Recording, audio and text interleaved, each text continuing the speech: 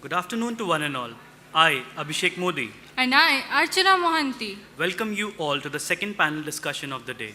The topic of discussion is digital capabilities of firms.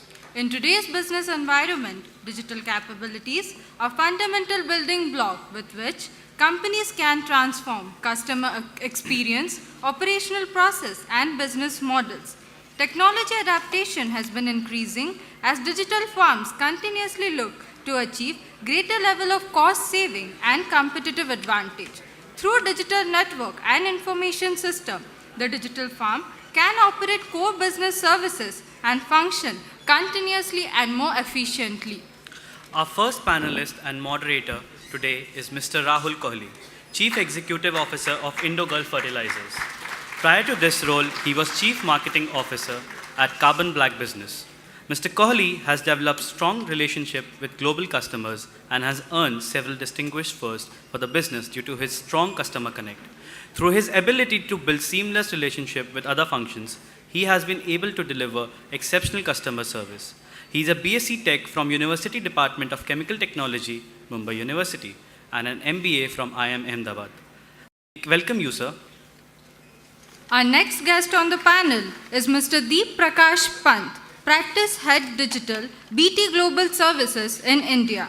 He's a seasoned professional with 20 years of experience in business process outsourcing, healthcare, BFSI, and enterprise ICT sector. He's a founding member of BPO major like Genpact, WNS, EXL, and has worked with Fortune 500 customer. He is a graduate in commerce and has completed Senior Management Program from IIM Kolkata, Berkeley's Executive Program in Management from Haas School of Business, University of California. Mr. Deep is also a certified Six Sigma Black Belt and holds certification in transition and project management from GE USA. Welcome, sir. The next guest on our panel is Mr. Girija Shankar, Head New Markets, India, South Asia, IBM Global Services. Mr. Shankar carries multidisciplinary experience across entire value chain in and around technology and management consulting. Previously, he led strategic sales for IBM for more than 5 years. Before joining in IBM in 2008, he worked with General Electric Company as strategic initiative leader across Asia Pacific for GE Corporate. After graduating from GE's prestigious Information Management Leadership Program, he's a graduate engineer from Delhi College of Engineering and he's an MBA in Information Management from SP Jain Institute of Management and Research. We welcome you, sir. Our next panelist is Mr. Vivek Marani, Managing Director of Magnon EG Plus, which is a part of Fortune 500 Omnicom Group, where he started his career in 2000. Served clients like Google, Hyundai, Daikin, HBO, HP, NEC, Schneider, and United Nations. He has featured on the front page of Financial Express while launching a large scale of digital initiative for Government of India. A digital professional with rich experience in digital strategy, production, design, development, search, and social marketing. He is an MBA specialization in IT and marketing. Welcome to the dais, sir. Our next guest on the panel, Mr. Swapnil Dikshit, Lead Product Alliance, Development Platform and Offline Innovation, and co-founder and former CEO of Jagriti Yatra. He is currently helping startup that aims a financial inclusion of 100 million families across India. He has over 10 years of experience building innovative organizations in Silicon Valley and India. He has an extensive experience of using social and digital media to reach out to emerging markets. He has worked as the product manager of Ola and was responsible for reaching out to third and fourth tier cities. Bachelor in Architecture from IIT Kharagpur and an MBA from Haas School of Business, University of California, Berkeley. We welcome you, sir.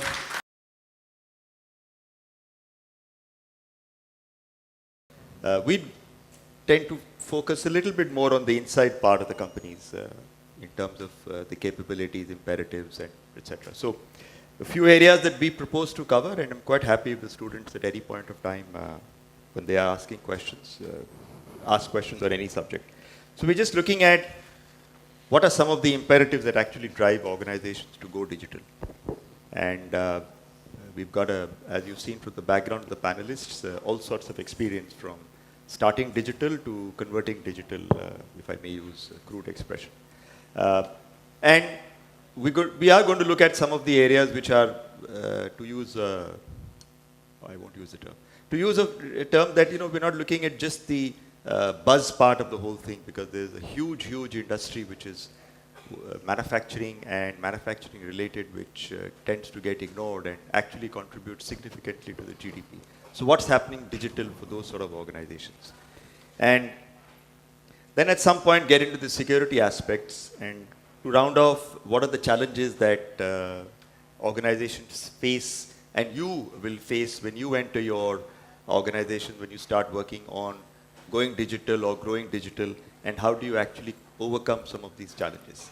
So to drive off, we're going to look at what are some of the imperatives that organizations have for going digital. We're not going to look at, and that's pretty obvious, I think, that is there a need to go digital or not? I think the need is, the real understanding is to what extent does an organization really need to go digital. So some of the imperatives that drive an organization to go digital, whether it's a B2C or a B2B or a mix of B2B to B2C or whatever it is. Some of the traditional organizations, I come from an organization which is into urea, and we deal with farmers in UP and Bihar. So we are as traditional as any other organization can be in this area. And the industry is being driven digital by the government in this case. And also to be careful that, many years back, people started floating organizations ending with .com and thought that they would get billions of dollars of valuation. So getting onto the bandwagon just because everybody is going digital, so I also must go digital or I will not be able to achieve something. So I'm going to ask Girija to lead us with what he has in his experience, because he's helped so many organizations go digital, on what some of the imperatives that organizations have for going digital. Thanks. So good to be here. Organizations always would look for avenues to drive efficiency. Efficiencies in your front office, efficiencies in your back office, efficiencies in supply chain, efficiencies in human resource management, what have you, right? What has happened over the last 8 to 10 years and accelerated as we've seen is there are a set of technology inputs or avenues available which allow for us to do things that we were taking weeks to do those in hours, if not minutes.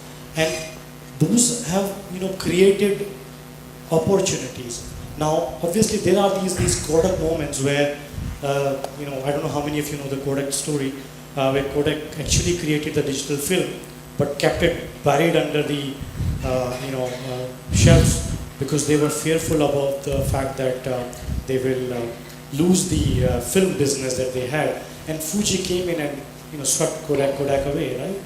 And that's what happened in the realms of digital as well. It's not like people didn't know what's happening in digital, what's the art of possible, how can you go about it. But by being a number one or number two, you tend to become lethargic, tend to become complacent. And suddenly you start seeing someone else coming in and driving things, using the same thing that were available to you, you start to take up notice, and that creates momentum. So, in my view, I think the primary factor has been that it's a huge opportunity to use technology in the core of business processes and making things happen in a much faster, much more realistic manner. Right? It's not just about having likes of social media organizations or likes of online retail. Those are but small facets of it. But we see as industrialists, digital being used in areas which were absolutely hitherto unknown, right? And organizations are making a tremendous amount of progress in doing things faster, better, more secure, more relevant, and so on and so forth.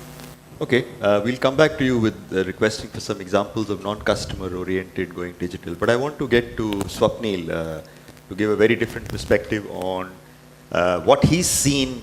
Maybe some organizations are born digital, to use an expression. So what has his experience been in terms of what are those imperatives that those organizations may have been facing? So yeah, so I happen to have worked in something which is as traditional as Indian Railways. I worked with them very closely, and then I went and worked in a Silicon Valley startup which was absolutely digital, born digital, never plans to go into anything physical, and then Ola, which is sort of a amalgamation of both digital and physical. And now I'm working for a startup which is trying to include 100 million families, financially include them, which means making credit line available, making insurance and subsidies available to them, and that includes a lot of farmers. So I would say that the imperatives for companies like Ola, for instance, or companies that are dealing with very, very on-ground realities would be to figure out how do you use tech at the core of the business, right? Like Mr. Girija Shankar here just said, and I think that's very, very critical to bring efficiencies in the operational areas and in the delivery of benefits. So for instance, a business like Ola, which has platforms, one side of it is customers, and most of us actually see that side. But the other side of it is, let's say, car manufacturers, right? The other side of that is also the drivers and their families. So there are so many stakeholders alongside the governments. So how do you use digital to sort of make, right from good governance in terms of how do you manage traffic, to how do you make the payment plans for the drivers? What do you look at? How do you use digital to sort of make their children's life better, their wives, their families' lives better? So there's more to it than meets the eye. And I think people and companies and organizations that are going to crack that part are going to come out on top with this whole digital wave coming in. Thanks. So maybe Deep, what's your experience? Now we're working for a telecom company, but you've had varied experience across many industries. Yeah. So, as Girija and Swapnil put together, whether you like it or not, your business model, irrespective of the industry you are in, is going through a transformational change, which you have never experienced. I think in the first, panel discussion, people talked about digital consumer. We are talking about digital business. And I think there are a lot happening which is less talked about, less fancy as compared to digital consumer, but is fundamentally shifting the way organizations do business. As mundane as a manufacturing organization, probably a large port. Today we talk about smart port. And the CIO of a large port, which is a 140-acre property, square kilometer property, I think his problem is how can he make a real-time decision based on data that is available to him 3 hours before instead of a 3 weeks or 4 weeks data. So by the time he gets data from the entire port, assets, machinery, people, vehicles, entire paraphernalia, it takes him 3 weeks to get the data, 2 weeks to assimilate, and 1 week to really make some sense out of it. So he's always a month behind the curve. How does the digital infrastructure enables the CIO or the chief plant officer or chief ports officer really get data real time and then assimilate, analyze it to create evidence-based decisions? So what is changing fundamentally is the way organizations are collecting data, assimilating data, and consuming data. And there's a whole new revolution happening on what we call the industrial revolution 2.0. So people went through last decade of what you call the consumer internet, the Airtels, the Ideas, the Facebooks, all these are consumer internet companies, and there's great stuff they have done.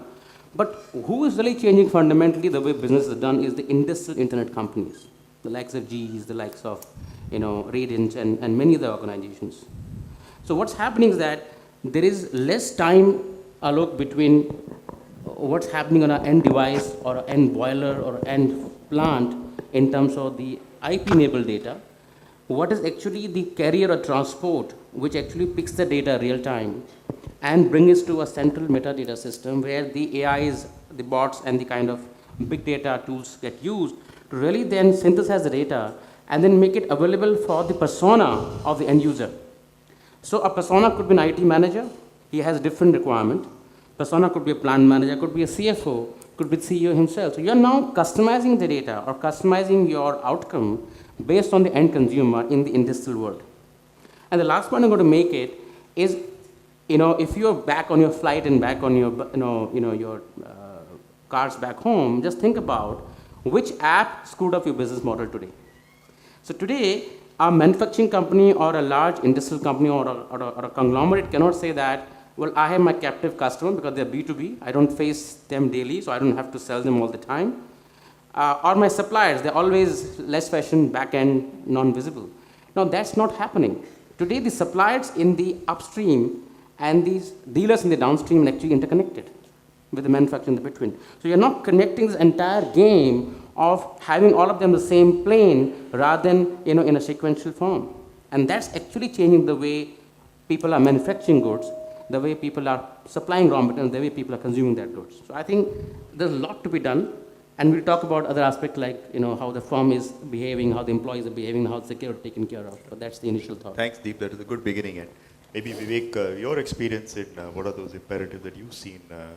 You're also helping organizations go digital today. Right. So yeah, we essentially started out as a digital agency 17 years back, and at that time digital was literally like we used to basically go to people and say website banwalo. So it was assumed that going digital means having a website, and it was pretty rudimentary and basic as that. Two, we've obviously seen like a big shift and big change in terms of how companies are looking at digital. While digital is like a very, very vast theme to talk about, I'll kind of restrain myself to digital marketing because that's something that, we do, and as a company, I have a personal experience in. So on the digital marketing side, companies have, because of the data that they have available to themselves, they are able to pinpoint and exactly speak to which customer about what at what time that they need to speak about. So that expression, you might call it digital marketing or or communication, is something that digital has evolved over the last 17 years that we've seen, from just making a website or to be able to speak to customers one-on-one, on a very regular basis. And that's something that we've been witnessing. Through the course of the discussion, I'll also share that we work with Google, very closely and very extensively. And it's, from a perspective of how Google thinks, I'll probably share a little more insight into that, but I think, yeah, it's a good warming up discussion now, so. Thanks. So, just to sort of not summarize, but to look at what are those areas that companies are going digital today. And digital is not just converting stuff into putting it into a putting it into a computer and then you say you're digital. No. It actually starts from very basic conversion. And I give you an example of an organization that we engage with in Delhi. It's an organization called KRBL, and I'm not sure how many of you have actually heard of this organization. I'm taking the name because it's a fascinating example for me. And they put SAP some 17 or 16 years ago. Now, when I tell you what KRBL does, you'll wonder why they are doing SAP. So KRBL is the owner of the brand India Gate Basmati. And they deal with lakhs of farmers across the rice growing areas of India. Extremely successful organization, a brand which is global today. And they have no paper in their system, including the farmers that they engage with. So why did they do this? They did this because they had a few imperatives, like one, they're dealing with a commodity globally. Yes, it's Basmati, it's a brand, but there is purchase price, there is selling price. So how do you first get knowledge about what's happening in your own system in terms of what sort of rice do you have, what production you're going to have, what sourcing you're going to do, what sort of pricing you have, what the government declares a minimum support price for rice could determine Basmati rice price, and so on and so forth. And then you are operating with farmers and you want to do something for them also, because you want to ensure that their livelihood is good so that they are a sustainable source of raw material for you. So their idea of going for SAP, their leadership today has data coming on a mobile for performance. They are not looking at khatas and seeing kitna paisa aaya or kitna paisa gaya. So this organization, when I spent some time with them, because very interested from fertilizer perspective, I said this is something fascinating. In our own company, Indo-Gulf Fertilizer, we have a plant in Amethi district. We have a turbine supplied by General Electric 29 years back. Recently upgraded the software.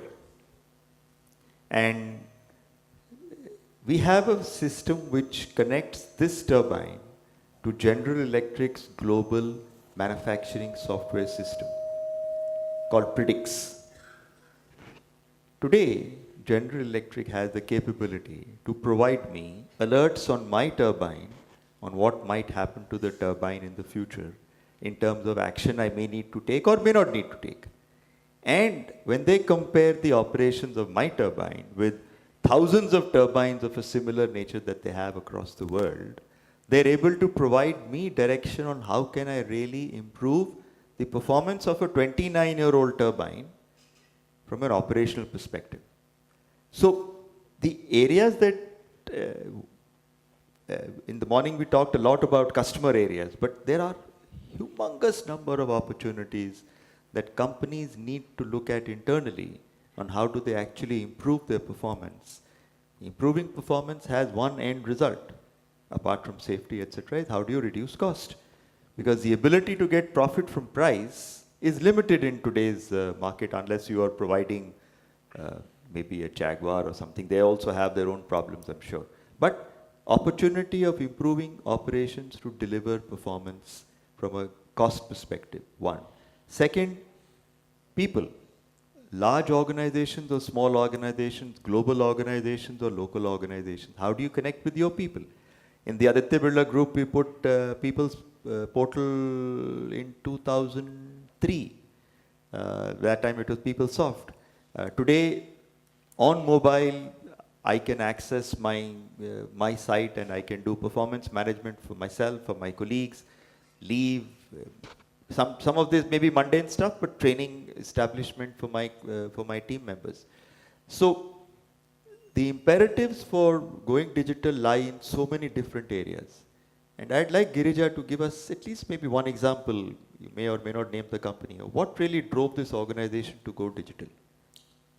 So I'll give you an example, but before I do that, let me kind of try and spin this in a different way.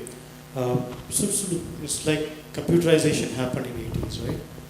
In some sense, that is also digitization. And the example you gave of organization going into SAPs, etc., in early 2000 or late 90s is also a number of those organizations. I think the way we see from a technology organization perspective, there is a foundational layer of capability that got built over the last, let's say, mid-90s to 2005, sort of, give or take some years, which is what we call a systems of record. So you build what were your core transaction things. If you are a manufacturing company, you would go to the ERP. If you were an organization that was huge amount of employees, you do your PeopleSoft and things like that. But over a period of time, people have kind of realized and understood that that's not where it ends. And as technologies also become more mature, it's created opportunities for what we call systems of engagement and systems of insight. So, and that's where the whole battle of digital is actually playing, right? So I'll give you a good example of what we'll talk about as system of engagement in a very unusual context. So this organization is a large public sector bank, I'll not name it of course, but very traditional. You'd go to the branch, you'll see it being chaotic, the tellers will have the usual way of working. You'll go to the corporate office, you'll see how the treasury function works. So it's the usual way of working in a big way. But what they did is, a couple of years back, they said, look, we need to embrace digital in a very different way. And being a large organization, you've got a captive set of clients, you know that you can service them in multiple ways. So why don't I create a sort of marketplace? And the idea of a marketplace for a bank is fairly unusual, right? The idea being that if I'm giving someone a home loan, why can't I go and nudge that person to go and get the furniture also through my connects, right? If I'm giving someone an opportunity to open a savings account, why not I go also and give that person opportunity to take their car insurance from me or something else. Right? So traditionally banks have done that in the areas of financial services alone. But what they're doing right now is creating a completely what we're calling a digital superstore that allows them to go completely out of the realms of pure financial services into areas like selling furniture. Right? They're not going to sell furniture. What they're creating is the foundational layer which allows them to partner with variety of organizations in the ecosystem and give that customer an ability to say, okay, you're not only giving me a loan and maybe you're giving me 5 basis point higher or 10 basis point lower, doesn't matter. But what you're doing is you're serving my need on an end-to-end basis. And that's stickiness, right? Because as a consumer, I will be far more connected and willing to engage with that organization rather than someone who just gives me a loan and walks away. Right? That's the power of digital, that's what it can do. You could not have done that in a case of, when you had a branch, because, what you'd have to do? Create a stacks of catalogs, have phone calls, not gonna work. Digital allows you to break those boundaries and create completely new paradigms. That's the whole beauty. I think that's a great example. And Deep, you could provide some insight into this? Right, Alok. So I think there are numerous examples, numerous industries that are going through. But personally speaking, I have been involved in healthcare sector for the last 5 years, very touchy subject. And I was involved to set up BT Health in India. And I was fortunate to interact with the multitude of hospital providers across the country, as remote as Gorakhpur, next to Nepal border, and probably Hyderabad and Bangalore. So what's happening in healthcare is what we call the connected care, is actually redefining the way healthcare is delivered. Of course, there's 3 dimensions: primary care, which is OPDs, diagnostics; secondary care, which is nursing home; and tertiary care, which are the in-premise physical hospitals. Now, what's happening is hospitals have realized that if they set up each new physical hospital, it's going to take them crores and crores of rupees, and the capex has a long gestation. So what they're saying that let's now pivot the business model and let's stop building new hospitals to a point, but actually start utilizing the existing hospitals. So the digital hospital that we're talking about is a combination of hospital out of the box. So there's of course, the key asset is the physician, the doctor, who's very, very scarce in India. But how do you really optimize the timeshare of the doctor and the paramedic or the nurse supporting to him so that he can reach out to maximum number of patients in the same time frame? Maybe from his clinic, maybe from his home, or maybe from his chamber in the hospital premises. So what we are doing, we're using what we call the video OPD or the cloud OPD, which combines our audio-visual interaction with the patient remotely, and he could be anywhere in the country. Then there could be an EMR, which electronic medical record, which is a software which sits on top of the device that are actually touching his body vitals. And actually, there is a database, could be a Watson database, could be probably a GE healthcare database, that actually enables the doctor to real-time review the vital parameters of the patient, talk to him as if he's sitting in front of him in the clinic, and actually provide a very instant, near about accurate diagnostic and prescription. The prescription can go to him on email, on SMS, or probably a physical copy printed on site. So what you're doing now, you're connecting pharmacy with the prescription. You're connecting secondary and tertiary care audit trail, because when the patient is already registered in database, when he or she goes the unique medical ID in the hospital or the same physician or different physician, there is now an audit trail or a correlation already built with the patient. So you're now reducing the commute time of a patient to a physical hospital. We know we live in crowded cities, and in golden hour you need 30 minutes to actually reach out to a cardiac patient, or you can lose him. You're now talking about creating evidence-based medicine rather than a gut feel or the physical experience of a doctor, which may or may not be true all the time. And we are not talking about how many deaths or how many embezzlement happen, which get unreported because of wrong data or wrong prescription. So you're now avoiding wrong prescription, you're avoiding time delays, and you're combining consultation and diagnostic in the same frame.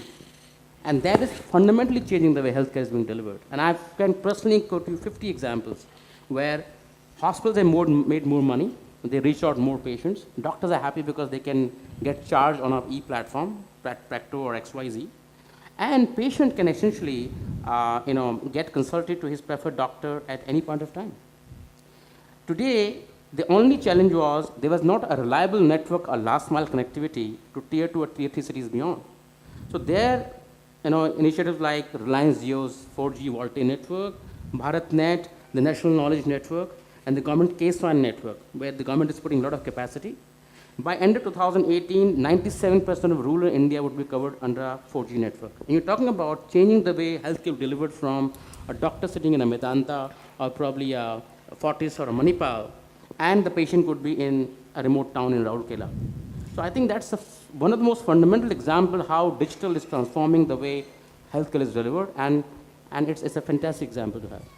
Thanks. I've never realized that there are opportunities of this kind for organizations to, well, in some cases, obviously, there is a monetary advantage for those companies to make higher profitability. But also, I think in terms of servicing a larger number of people with the same facilities and therefore improving efficiency. At the end of the day, a lot of this is how do you improve efficiency?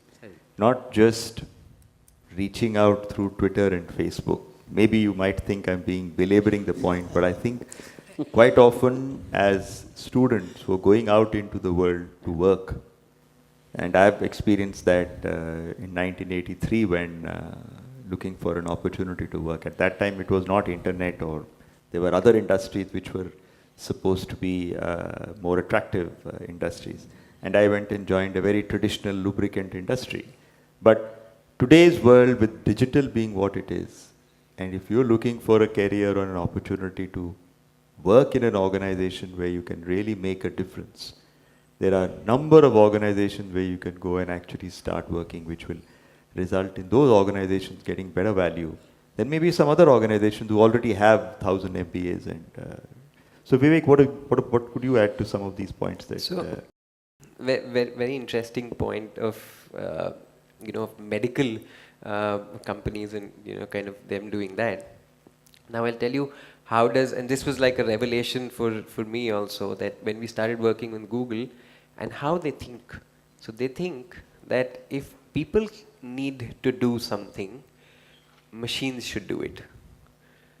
And it's very scary, but that's how they think. And then our first question was, okay, like a conversation with them, a casual conversation with them, and this thing. So if basically machines do everything, what will people do? So people will do the finer things in life, things that machine can't do, and that's what that's how like an ultimate digitally savvy organization thinks. Now I don't know if that's correct for every organization to think like that, because it'll probably cause a lot of unemployment in a country like India.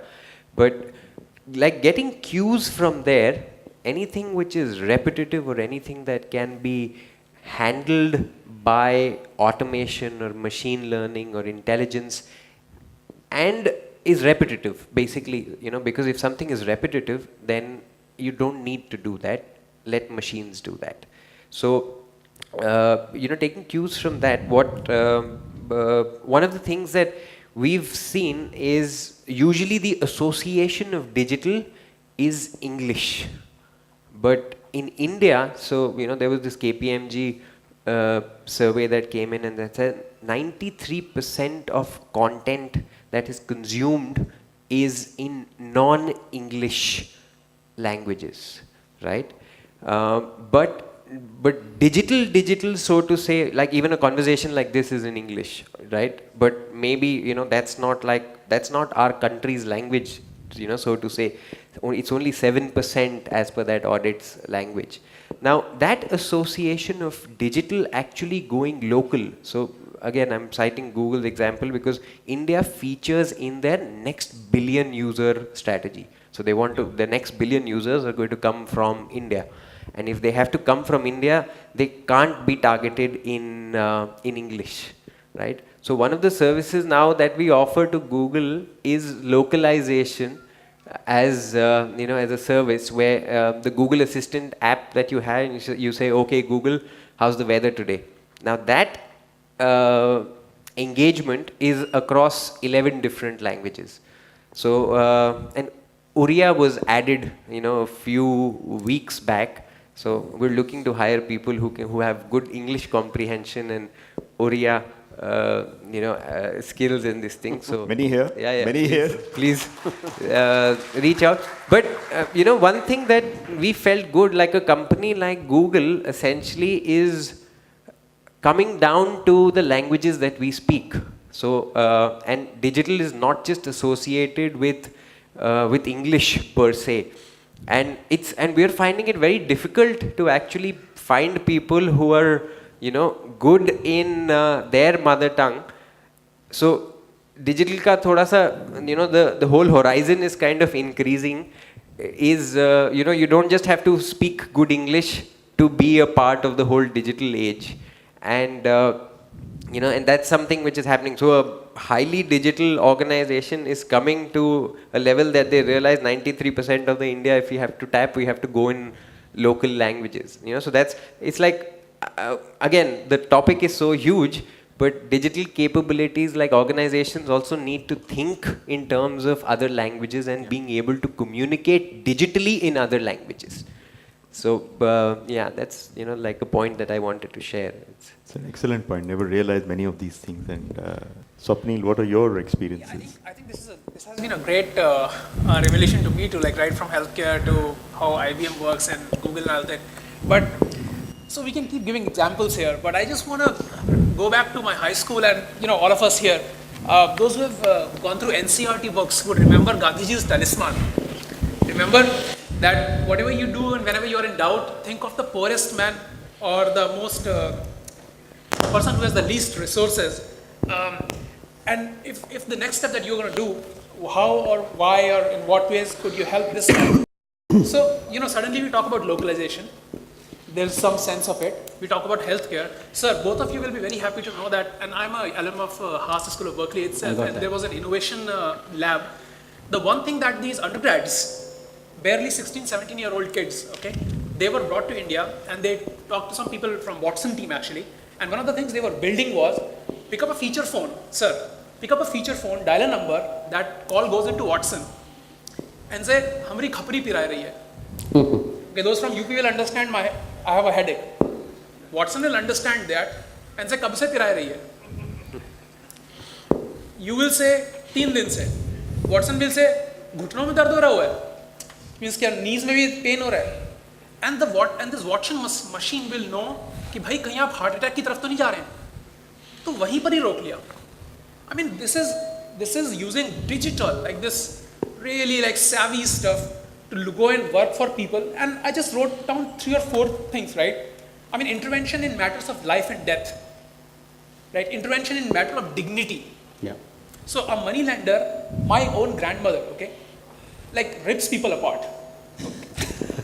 Let's face it, money lending is a business. If you digitize it the way we have understood digitization, then what she'll do is she'll sit with a computer, start taking inputs and still do the same business.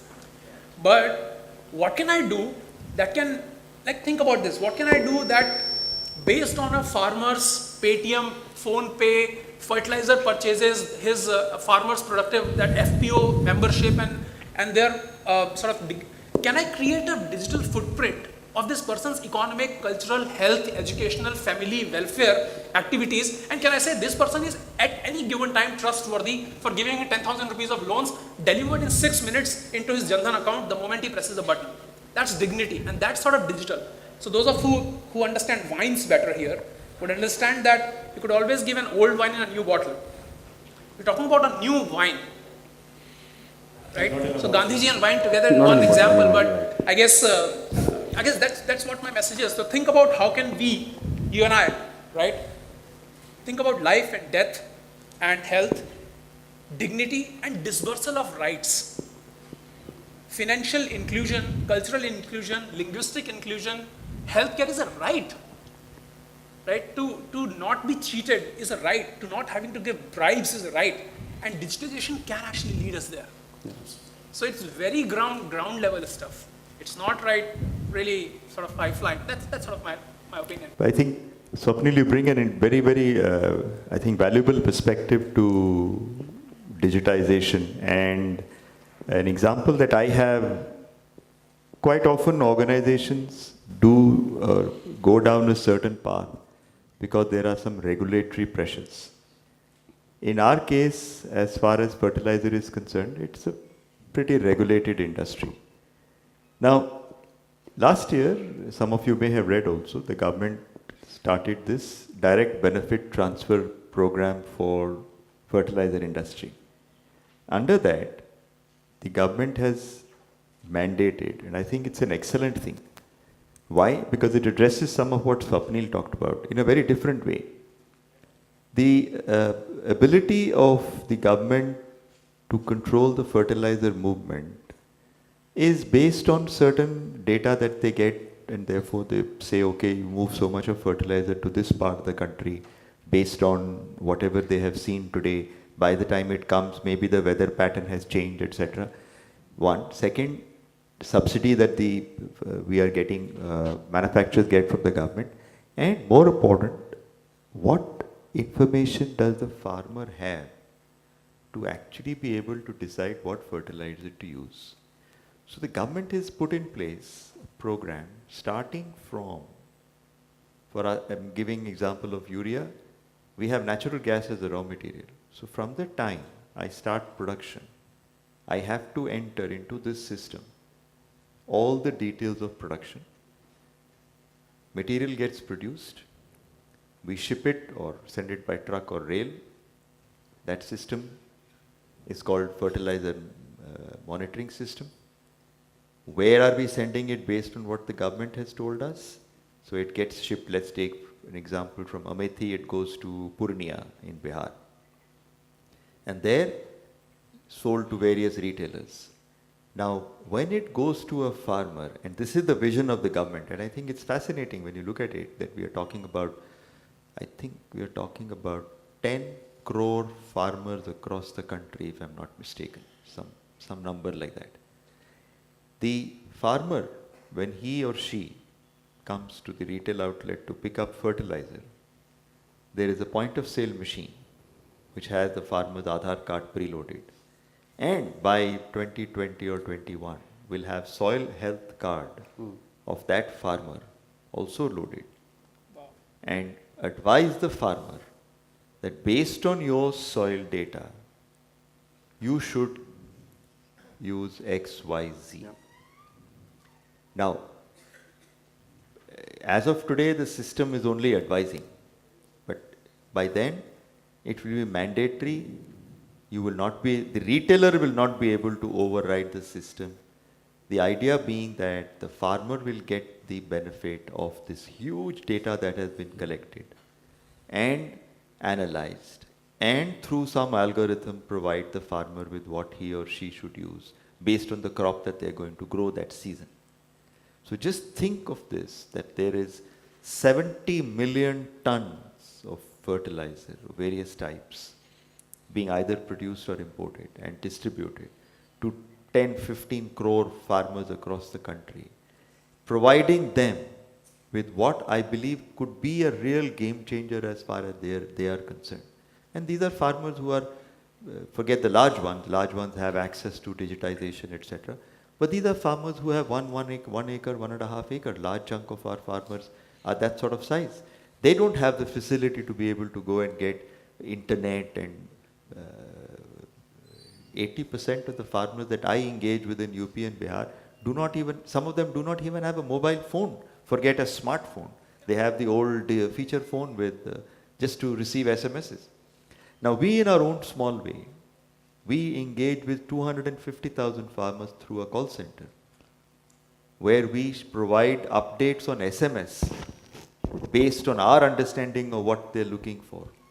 So the imperative of digitization, we started with having efficiency of cost and customer, etc., is not only that.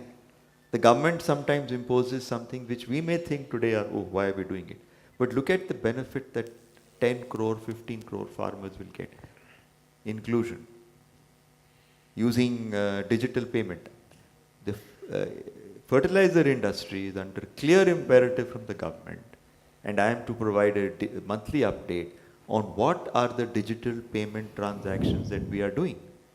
Today in our own company, there is no paper, no check, no nothing. It's all digitized. What money we pay and what money we receive from from our wholesalers, from our suppliers, what we pay our suppliers, etc. So the imperatives of what an organization needs to go to digital can vary from your own need or a need which is forced at some point of time. But I'm going to address one point and then move to something that I think would be important for many of you who are going to get into companies. There was a talk on employment, and quite often there has been this debate on digitization will reduce employment. I'll give two examples. One, I think a few decades back, when combined harvesters were first introduced in farming, there was this big hullabaloo about लोगों को नौकरियां नहीं होंगी, सबकी नौकरियां चले जाएंगी. What happened? The employment in the agriculture industry hasn't reduced since then. I'm not talking about recent past. The combined harvesters brought a certain automation or digitization in today's world maybe, to a part of the farming community that was repetitive, as Vivek mentioned this earlier. Mr. Panigre, who till recently was Vice Chairman of Niti Aayog, and I think he's a pretty competent person, made a statement last week that automation, digitization, better ways of doing work do not in the long run reduce employment. And he gave many examples. Computerization was one. He said there could be a temporary blip, there will be, but growth itself, reskilling, and these are things which have happened in India. It is not as if it's some alien alien world that we are talking about. That will ensure that after a dip maybe, employment will definitely increase. So I want to shift to one thing, and Girija, you could start with this saying, what are some of the challenges that going digital in an organization would young managers who join from KIIT School of Management or anywhere, what sort of challenges are they likely to face if they're looking at going digital? When you go join a new organization, you would typically be part of a specific, let's say 15, 20 years ago, you would be part of a specific organizational hierarchy, part of a marketing or an operations department, and you would have well-defined tasks, things to do. And how will you do what has been given to you based on standard operating procedures defines how will you succeed. And that's not true anymore. You go join your organization as part of the marketing department, working on a copyright for a new ad that you're going to come up, and you come up with something out of ordinary, out of BAU, business as usual, and that disrupts the way the organization thinks about brand building, right? 15, 20 years ago, opportunities like that, situations like that were rare, right? Today that's possible because, the avenues, the way disruption can happen, with data being, as we call it, the new natural resource, right, is absolutely tremendous. So you can be either someone who takes direction and does what you've been told, try to do it more efficiently, or you can be someone and say, okay, here's a problem statement. What can I do with it? How can I do it absolutely differently? How can I invert the, Apple card? That's why the name Flip card came to, right? They changed the way how books were consumed in India, right? Before they became a mega superstore. And the rest of the story is all of us. So one part is there is significant opportunities being, joining an organization, looking at certain set of ways of working and boundaries and thinking out of the box and saying, okay, can we do it this way, right? And bringing an experience of being a young person, having that ecosystem, and challenging your bosses, challenging your management, and bringing that. In terms of the challenges, it's up to us to see whether we are embracing the change or are we being changed. Are we the one who are disrupting or are we the one getting disrupted, right? So it's about, I don't think the question is about losing jobs or not losing jobs. Whether I do it or not, somebody else will. If I want to continue doing paper ledgers, then all fine, but your customers are going to go away to someone who doesn't do paper ledger. So it's not a question of when, it's a question of, it's not a question of if, it's a question of when. And if you're forced to do things, then, you're always the laggard, and that's not a great place to be. So if I go join an organization, and honestly, I really envy you guys, you're at the right time, right? If I could go and join an organization with some of the hindsight I've had, I would go break mold. I will break the glass ceiling. I'll do things which I've not done before, which I've had probably opportunities for. And that's the best thing possible. That's the opportunity that digital gives you, that you can break glass today. Good example. What are you Yeah, seeing? I just want to build upon that. So I was just thinking about how, of course, we are all probably thinking about our first jobs right now. And one thing that I think is that one of the utmost challenge of somebody who joins after a college into any industry at any given age and digitalization or pre or post or whatever is you're so much bound about like performing at that time, and you think about next quarter, next promotion, next achievement, next company, next industry, next thing. But while doing all of that, you're also constantly battling statements like these: not our market, not our culture, or you will get into things like, not our priority as of now. So for instance, at Ola I spent 2 years, and at Ola time moves really fast. So like 6 months before, they said second tier, third tier cities are not the places where our focus is. We focus about the top 7 because that's where Uber is, that's where, lo and behold, 6 months later, I am absolutely consumed. My sole purpose in life is to create offline ways of booking Ola and taking Ola to 3-tier, 4-tier markets because, things change in 6 months. So I think there are these 4 principles that I would say would help if we keep them in mind, and these are the principles from the school that I went to. And the first one applies to MBAs a lot. Confidence without attitude. Like, be humble and bow to the market and the consumer and the people, right? The second would be stay the student always. The third is challenge the status quo, even if you build the status quo. Okay, so 6 months ago you built something that became the status quo. You're very happy. You just got a promotion. Challenge that damn thing, right there. And that's what happened. That's when you will get to hear a lot of not our priority, not our company, not X. And then all of this combined will allow you to do the fourth thing, which is really important, which is going beyond yourself. Right? How do you go and influence an area positively where otherwise people and you yourself may have been thinking you have no sort of say in?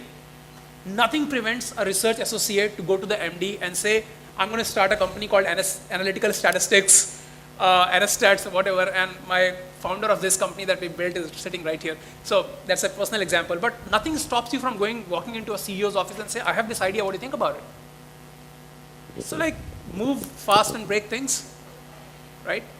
That I think is the way to go. Yeah, I think very, very, very nicely, Go ahead, nicely put in this thing, and just adding to, the possible challenges that you might face getting into an organization, which may not be digitally savvy, or which could be like this massive elephant which will take very long to move. So, you can kind of end up being in an organization like that, and that might be very demotivating at times, because you'll feel that, yaar, itni simple si cheez hai, why does it, I can make that, write that lines of code, or, my friend who I know, he can write that code, and why can't this company which has so much of resources, why can't they bring in, this simple automation? So, I think what you nicely put, Swapnil, was that, be humble about it, keep sharing it, constantly remind the organization about being able to do it, and look for a right time to be able to do it, and don't lose patience, because patience is very, very critical. When we started out, we were like 3 people when we started out, the company 17 years back. So we were all excited, and I was literally out of college. I did my MBA, like a part-time MBA and this thing, so getting learning and also working. But the agility that which you can move in a startup was much higher. So when we started out, in 2012 we got acquired by Omnicom. Omnicom is this massive corporation, like it owns some 800 agencies across the world, and we kind of merged with them, and this thing. After that, we just realized that we probably lost that agility. We can't move that fast. So, but over the last 5-7 years, we realized that okay, cricket में जैसे बोलते हैं ना, bowl straight, bowl fast. And when you're in an organization, maintain focus, bowl fast, bowl straight, and if you know you're right, your point will be taken through, and wait for that to happen. A lot of organizations on that priority point live quarter on quarter, and we've seen these global corporations kind of live like that, quarter on quarter, and this thing. So be patient, and एक quarter आएगा जहाँ पे your idea will be accepted. That So- quarter will come. I'll just maybe add one Yeah. sorry, Yeah, go ahead. One thing which will be a challenge is gone through the same MBA kind of program, so don't you think, I've done my studies and now I'm gonna go earn money, have a good life. I'm sorry, not gonna happen. Every 6 months, every 1 year, if you don't reinvent yourself, Right. don't learn new stuff, you're gonna be out. And those are the guys who are gonna lose jobs, are the ones who are not learning. Yeah. So what you'll have to do is, may not be reading books, but learning with a rigor. And I can tell you, I work for one of those, organizations which are large, bureaucratic, monolithic and stuff. But we got our entire global SVPs for a almost $85 billion company. You know what did they do? They wrote Python code. Some of those guys started working when COBOL used to be the language, right? And most of those guys are management graduates, never even wrote code, right? So that's the kind of change that's happening in an organization as traditional, as bureaucratic, if you will, as ours is. You can imagine what the rest of the world will need to be. So people are changing. And if you're not learning, if you're not pushing the envelope and making yourself a more enriched individual, you're going to lose out. I want to quickly share Do more. that. And then we'll take questions from the A students. more radical thing than the panelists said, and I think I'll agree with them. In today's digital world, you are essentially sitting in this hall, or probably sitting in Bhubaneswar or in India, have an opportunity of a lifetime. So I will say, even before you leave the school or go for a job interview, ask, do you want to work for somebody or want to work for yourself? That's a fundamental and the right question to ask. Because if you want to work for somebody, 2 years down the line, you have a great idea and say, I wish I could started it, right? So today, some of us had stereotype careers. Most of us had, we had to do something because of compulsion. You don't have that. And today, in the digital economy, you can immediately become a contributor from a consumer. And you could be intermediary. You could be selling to Ola or Uber or a Flipkart or Amazon and like. So understand that the digital economy allows you to be individual. A lot of you are millennials. You're creative, you're talented. You are a global Indian who's well-spoken, well-read, well-exposed. And if you don't do that opportunity right now, God knows who will do it. So if you have to create the next developed country and be the next Japan, the fulcrum of development, Alok, is the MSME. It's not the big businesses of the IBM, the GEs or the ABs and the Tatas. It's not even to some extent Ola and Uber because they've saturated. They are the MSMEs which are into the 10 lakh rupees 3 crore bracket who are actually making spare parts, making cycle parts, making XYZ. How do you use digital technologies, you guys sitting in this hall, and challenging some of the acumen and some of the processes that the artisan is doing it, and actually enabling those artisans to deliver to the globe. Today the government is serving GM, the government e-marketplace.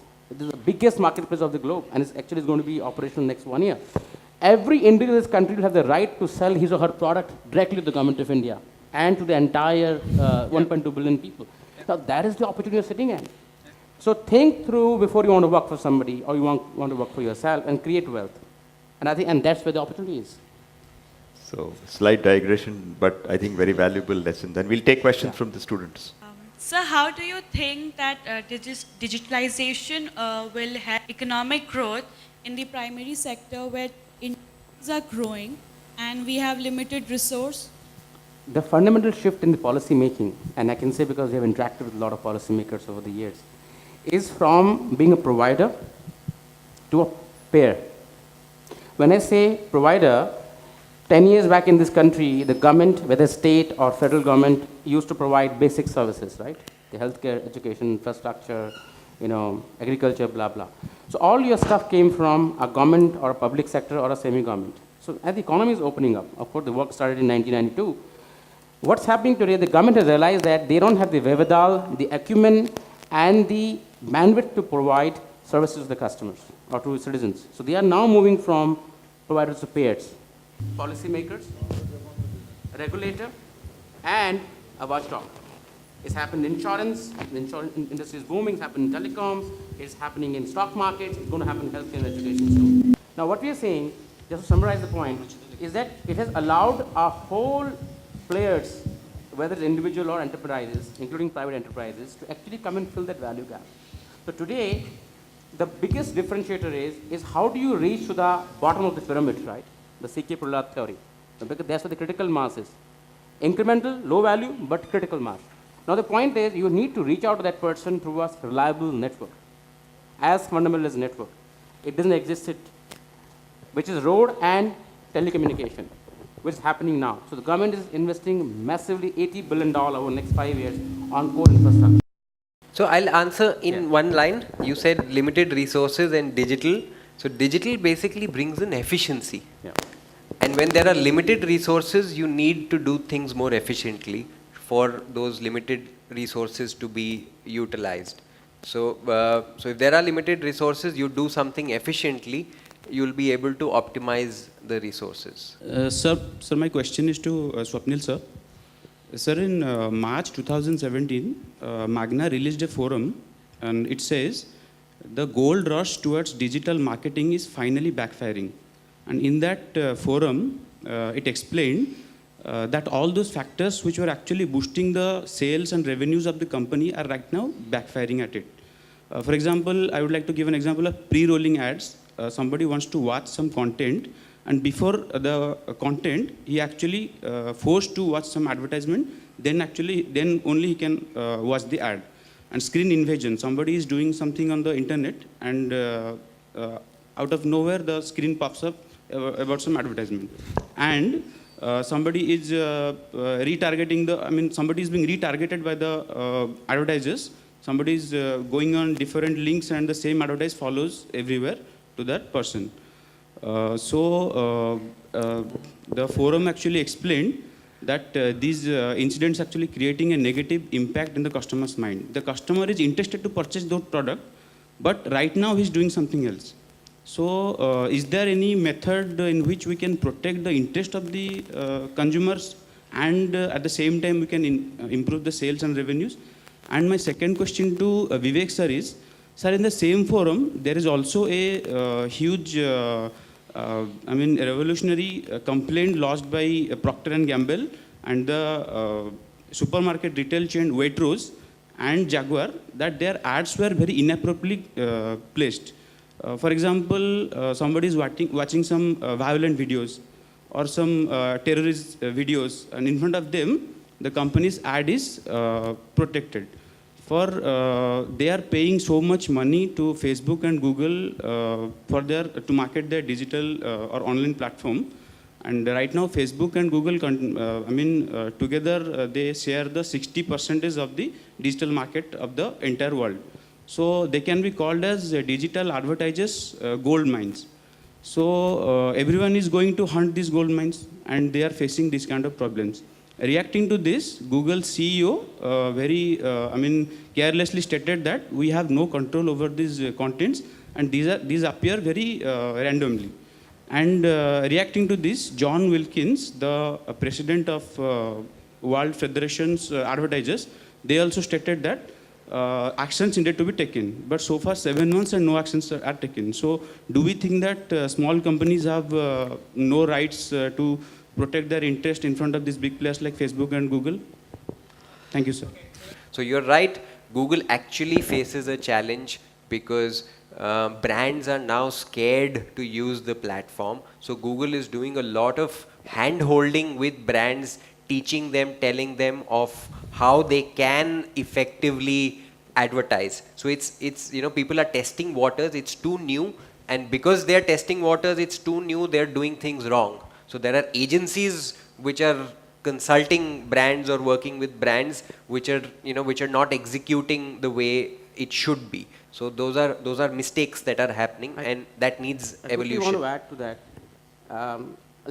The topic was the firm's digital capabilities, right? So if you look at it from a firm's perspective, understand that an inside out we will never work now. I have the product, I know my customer because I built the product, let me go and sell them, including a push marketing. Now, where is change in the game in actually what we call the design thinking? So Silicon Valley is talking about it. Right. We both from Haas talks a lot about it. What is all about that? You need to know your customer to the point T. So when you talk about customer personas, the personas are typical segmentation. The old classic marketing still remains valid, by the way, right? So the segmentation of the customer, whether he's in socio-ethnic, geopolitical, age group, male, female, all that stuff is important to understand the cultural sensitivities of the individual customer, and then tailor your product backwards to fit that need, including the marketing and the advertising blitzkrieg. If the organization don't do that, then they will have this kind of issues. So it again has to be core part of the chief marketing officer or chief digital officer when he or she is creating, or even product manager, a marketing strategy or a push marketing strategy. When you're actually pushing the content, you need to profile your customer better. And how do you do it? A lot of organizations today are now spending a lot of time with the customer. If you say HRL's chairman's 10 days out of his 30-day calendar is actually moving across the country, including going to the kitchen of the house to understand what kind of product we use and how do we actually experience it. Vicky Oberoi very famously kind of stays in our hotels as a guest and a customer, and then minutely picks up the nuances of the feedback which will not pick up by surveys and so-called digital marketing platform. So the personal touch is never going to go away. So just put that into focus. Okay. So basically, you said the small companies they have rights and all. I think digitization and these kind of marketplaces are actually allowing companies to experiment within 10 rupees. Yeah.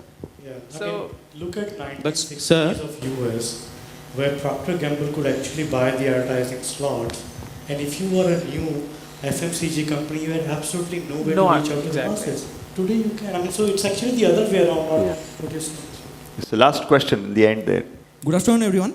So my question is that with the consumer getting the real power in the digital world, it can be a self-invited threat for the business. As because today if I use a phone, maybe the phone is superb in quality, but due to some personal reason, I don't like the phone, and I post a comment in Facebook or Twitter, you say, that the phone is not worth it. So how can the business manage to tackle that threat? Vic? So there are these social listening tools, that a lot of companies have deployed, and there are agencies which specialize in. So, this is something that companies face, and it's like a big threat that, like 5 bad reviews, and those bad reviews appear on top on Google. So whenever I'm looking for buying a product and it has 5 bad reviews, that product is dead. So, so there is this whole service that, agencies offer and brands are looking for, which is called online reputation management. So, where you kind of enhance your reputation online because people research online, and so there are lots of ways of actually helping that. And then, of course, brands, these social listening tools are where brands respond in real time to queries or concerns that people might have. That's the best, my flight to Bombay is late by 5 hours, and I'm like, SC Jet Airways. Okay, so Jet Airways will quickly catch that and respond to you at because somebody from their social listening team will catch it and will respond that we apologize for the whole this thing, and anything that we can do, we'll upgrade you to a lounge, and that's happening in real time. So the social listening is how brands are using to deal with a problem like that. It is a big problem for brands because you can really kill a product or an offering or a brand if there are like a flurry of negative images. जिसको अच्छा लगता है वो जाके बोलता नहीं है, पर जिसको खराब लगता है वो ऑनलाइन उसको खत्म कर देता है. I want to add one more aspect to that. I think while the customer is super sensitive about his or her needs, and as you're more digital, you have every right to be vocal. The onus is on the firm how you deliver the customer experience. So an integral part of your product to market journey is your post-sales support or your customer service chain. Today, there are a lot of technologies available. The first group talked about omni-channel platforms, right? Voice, email, chat, social media, and then the virtual agent. It's your responsibility to ensure that when you are setting up a product to market launch, the most important aspect of that, when the customer has got the product, what happens with him or her post-product. And take any industry. The more important part is how you use AI, how you use predictive marketing, CRMs, all the stuff that he's talked about, is really create a physical virtual presence of customer service. At some point of time, your IVR can take 70% of basic issues, but you have to have a trained agent on the background who will take the last call where he needs a personalized expert advice. So unless the organization invests in customer service and fulfillment, including their e-commerce companies on talking about physical models, you're not going to get the great customer experience or a repeat customer. That's an important part of your strategy. Okay, so our time is up. Thank you very much. I'm grateful to our panelists here who have taken us through this journey. Thank you. That was a very engaging and stimulating discussion by our panelists. I would like to request our Associate Dean Sir, Professor Subhakant Mohanty, to please felicitate our panelists.